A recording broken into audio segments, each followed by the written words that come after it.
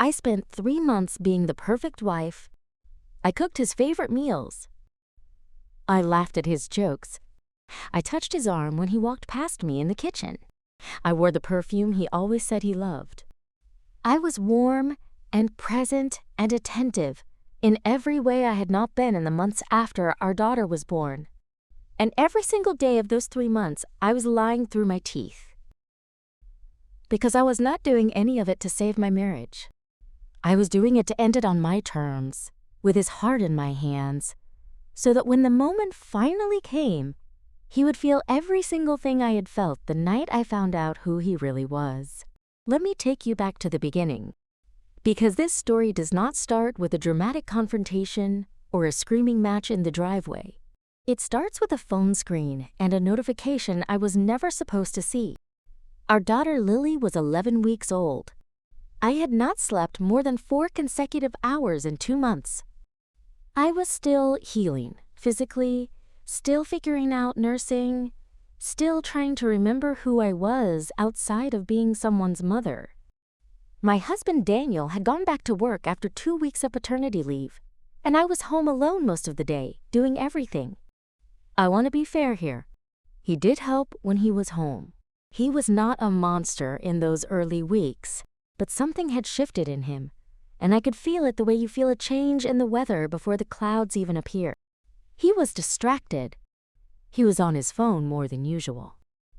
He was kind to me in a performative way, like a man managing guilt rather than expressing love.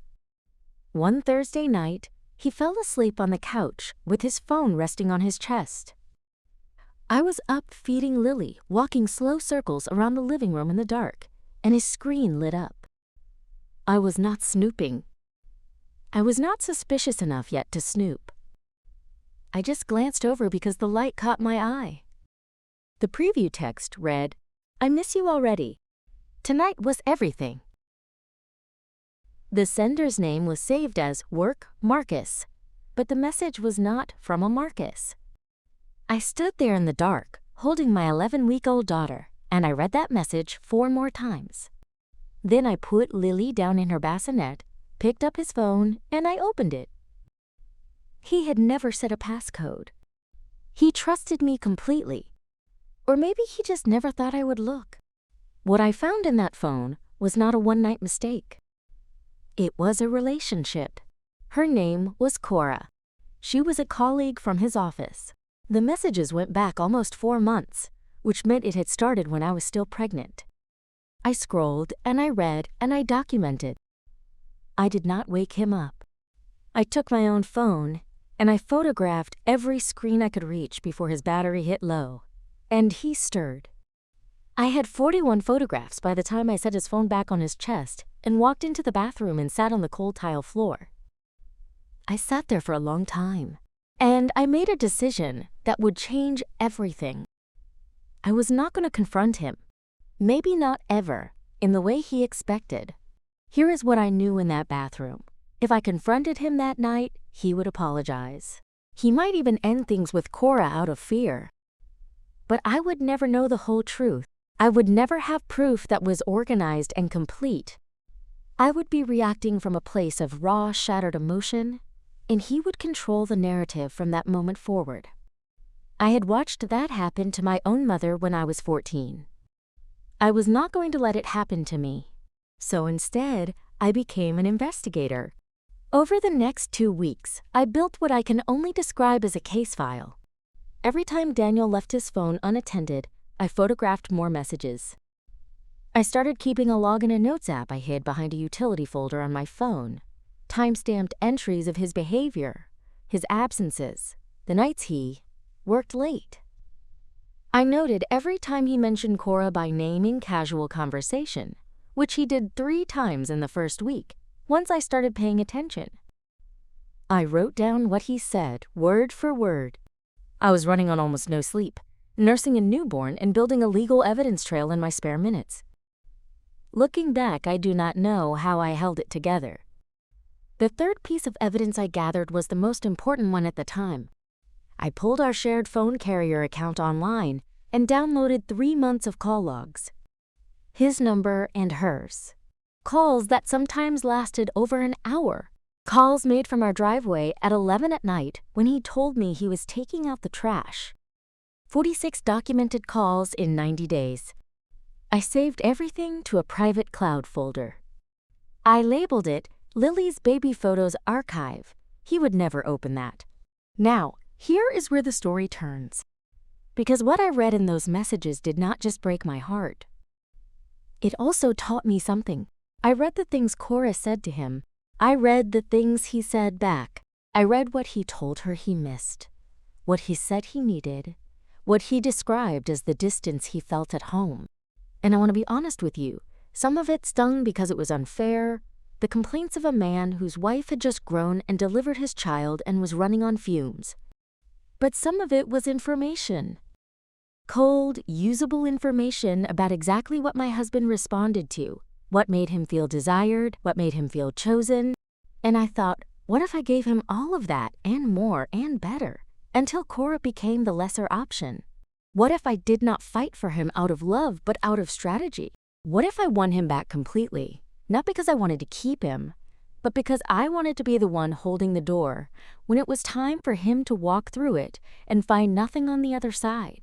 I want you to stay with me here, because what I did next is the part that people either completely understand or cannot understand at all.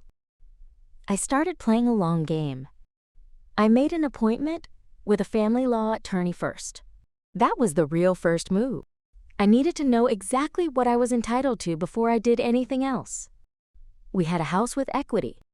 We had joint savings. We had my contributions to his career over 6 years, including the 2 years I had worked full-time while he finished his graduate degree. My attorney, a quiet woman with very steady eyes, listened to everything I said, looked at the call log printout I brought her, and told me I was in a strong position. She also told me to keep documenting and to avoid any joint financial decisions until we were ready to move. I left that office with a folder of notes and a clarity I had not felt in weeks. Then I went home and I made Daniel's favorite dinner. The campaign, if I am being honest with myself, was almost elegant in its simplicity. I used everything I had read in those messages. He had told Cora he missed feeling like a priority, so I made him feel like a priority. I put my phone away at dinner. I asked him questions about his day and actually listened to the answers. I planned a date night and arranged for my mother to watch Lily. I was present and warm and engaged in a way that, I am ashamed to say, I genuinely had not been in the months before the affair started, not because I did not love him, but because I was drowning and he had not thrown me a rope. But here is what I was also doing during those same weeks. I was meeting with a realtor. I had found a 2-bedroom apartment 12 minutes from our house, close enough to Lily's future pediatrician, in a good school district. I put down a holding deposit. I started a separate bank account at a different institution.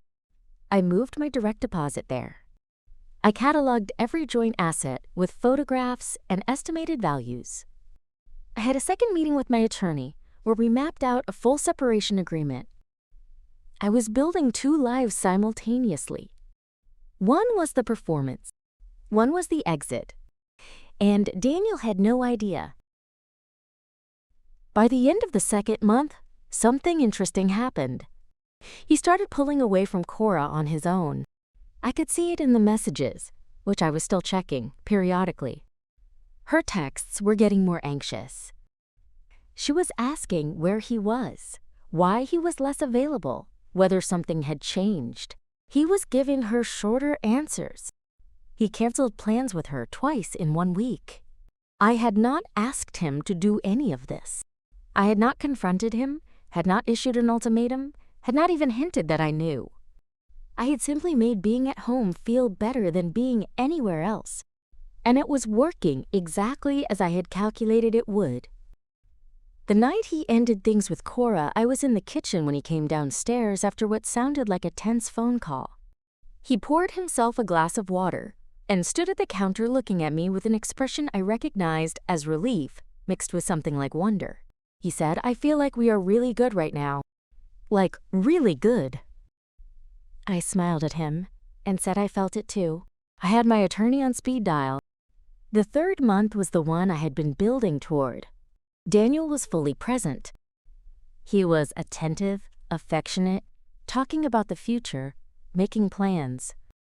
He booked a weekend trip for the two of us, our first since before Lily was born. He told his mother we were in the best place we had ever been. He told his best friend he thought he had almost lost me to the distance after the baby, and that he had woken up. He genuinely believed he had chosen his family. He genuinely believed he had fixed something. He had not fixed anything. He had simply walked deeper into the room I had prepared for him. On a Tuesday evening, 3 months and 4 days after I had photographed those first messages in the dark while holding my daughter, I asked Daniel to sit down at the kitchen table. Lily was asleep. The house was quiet. I had a manila envelope in front of me, and I set it on the table between us. He looked at it the way people look at something that does not yet make sense, but is starting to. I told him I needed him to open it. Inside was a printed summary prepared by my attorney, a proposed separation agreement, a division of assets that my lawyer had confirmed was fair and legally sound, and a lease agreement for the apartment I had already signed. Behind that was a single printed page, and on it were 12 of the 41 screenshots I had taken of his messages with Cora. Not all of them. I watched his face go through 5 or 6 emotions in about 4 seconds. Confusion first, then recognition, then a kind of dawning horror as he understood not just what he was looking at, but what it meant that I had it. That it was printed and organized and sitting in a legal envelope on our kitchen table. He looked up at me and said my name in a way that sounded like a question. I told him I had known for 3 months. I told him I had spent those 3 months making sure Lily and I would be protected, and that I would leave this marriage with everything I was entitled to, not a dollar less and not a crumb of dignity less. I told him that the apartment was ready, that I would be moving in at the end of the week, and that my attorney had already reached out to his to initiate the formal process. He asked me why. Why had I not just told him? Why had I let him think things were good? And I told him the truth. I told him that I had needed time. Time to protect myself legally, time to make sure Lily was set up, and yes, time to make sure that when I left, he would understand exactly what he had thrown away. Not in a theoretical way. In a felt, lived, undeniable way. I wanted him to have had the experience of choosing his family, of being genuinely happy, of believing he had the best version of his life, and then I wanted him to know that it was already over, that the woman who had given him those 3 months had done it as an act of will, not love, that she had been planning her exit the entire time. He asked if there was any chance. I told him no, and I meant it completely, and I think he could hear that I meant it because he stopped asking after the second time. I moved into my apartment on a Friday. My mother helped me carry boxes. Lily slept in her carrier against my chest for most of it. The apartment smelled like fresh paint and possibility. I stood in the kitchen that first night after my mother left, Lily finally down in her new crib, and I was so quiet inside. Not happy exactly. Like a snow globe after all the snow has finally come to rest. The divorce was finalized 7 months later. The asset division held. I kept my fair share of the home equity. I kept my retirement contributions. I received child support calculated correctly and on time. Daniel did not contest much, I think because somewhere in him he understood that contesting would have meant putting all of those messages into an official court record, and he was not willing to do that. My attorney had made sure he understood that option was available to us if needed. Cora, for what it is worth, did not take him back. I only know this because a mutual acquaintance mentioned it once, without knowing any of the real story. Apparently, she had moved on by the time he reached out. I felt nothing about that either way. She was never really the point. People sometimes ask me, when I tell pieces of this story, whether I regret not confronting him sooner, whether I think I wasted 3 months of my life on a man who did not deserve the performance. And my answer is always the same. Those 3 months were not for him. They were for me. They were the time I used to build a life that did not depend on him, to make sure my daughter would be secure, to walk into a lawyer's office with evidence instead of tears, and to leave a marriage not as a woman who had been discarded, but as a woman who had made a choice. He got to feel, for 3 months, what it was like to be loved the way I was capable of loving. And then he got to feel what it was like to lose it. I do not regret a single Tuesday morning I spent photographing those messages. I do not regret the attorney's fees or the holding deposit on the apartment, or the quiet, careful months of building my case while also building my exit. I do not regret the performance, because the performance was not weakness. It was precision. It was the most disciplined thing I have ever done, and I did it while nursing a newborn and healing from childbirth and carrying grief I had not yet been given permission to feel. Lily is 2 now. She is funny and loud and obsessed with dogs. I have a life I actually recognize as mine.